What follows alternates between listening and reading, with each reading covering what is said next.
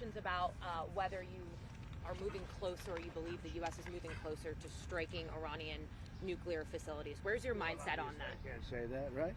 You don't seriously think I'm going to answer that question? Will you strike the Iranian nuclear component? And what time exactly, sir? Sir, would you strike it? Would you please inform us so we can be there and watch? I mean, you don't know that I'm going to even do it. You don't know. I may do it. I may not do it. I mean, nobody knows what I'm going to do. I can tell you this, that Iran's got a lot of trouble, and they want to negotiate. And I said, why didn't you negotiate with me before? All this death and destruction. Why didn't you negotiate? I said to the people, why didn't you negotiate with me 2 weeks ago? You could have done fine. You would have had a country. It's very sad to watch this. I mean, I've never seen anything like it. It's so, everyone thought it was going to be the reverse. I didn't think so. And I was telling them, you gotta do something. You gotta negotiate. And at the end, last minute, they said, no, we're not going to do that, and they got hit. Remember 60 days, and then came the 60. 61 is going to become a very famous number. That was one hell of a hit. That first hit, that was one hell of a hit. Not sustainable, to be honest. That's where it ended. It ended on the first night. Yes. Is it too late, though? Do you think it's too late to now? Really, nothing's too late. The only thing too late is Powell. Powell's too late. Too late, Powell. Have the Iranians reached out to you, Mr. President? What? Have the Iranians reached out to you? Yes. And what did they say? I said it's very late. I said it's very late to be talking. Mr. President, we may meet. It's. I don't know. There's a big difference between now and a week ago, right? Big difference. President, you said we may meet. This without said we may meet. Is this about Vance and with possibly going to talk? It's about anybody.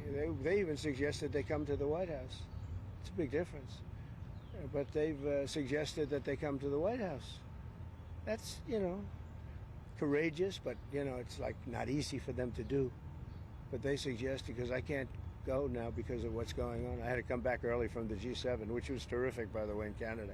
Really terrific. Good people. Is there a possibility of next week or sooner that Well, I don't know how much longer it's going to go on. I mean, they're totally defenseless. They have no air defense whatsoever.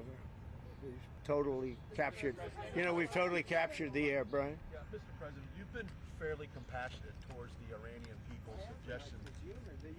I know a lot of people from Iran, from New York, from Washington, mostly from New York. They're incredible people. They're smart. They're energetic.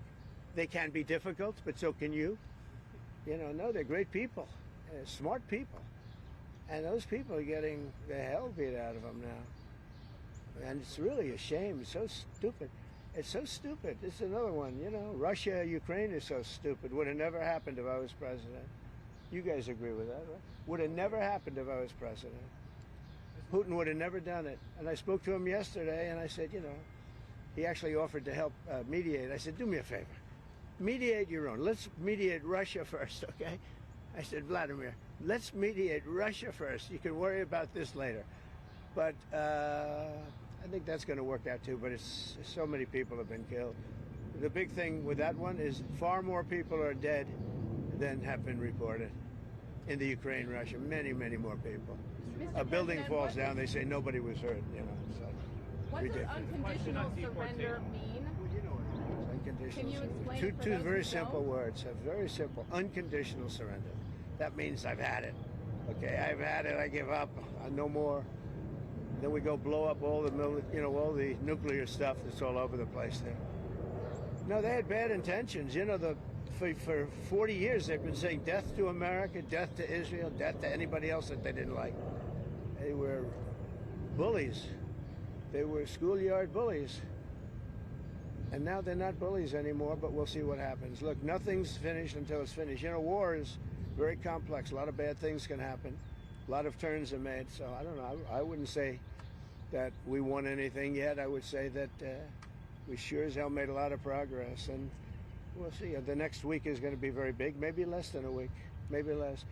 But is there anybody here that said it would be okay to have a hostile, very, zealots really, but to have a hostile country have a nuclear weapon that could destroy 25 miles, but much more than that, could destroy other nations just by the breeze blowing the dust.